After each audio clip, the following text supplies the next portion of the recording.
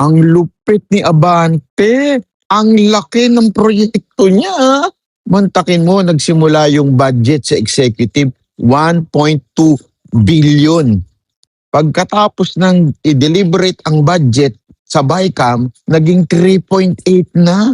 Abay, magikero ka pala, hindi ka pala pastor. Magikero ka.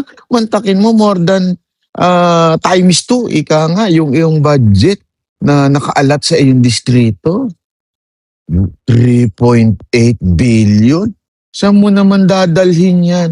Alam mo, isa ka talagang pinagpala. Mantakin mo, hindi ka na nga nanalo. Kung hindi pa dinisqualify yung kalaban mo, hindi ka magiging congressman.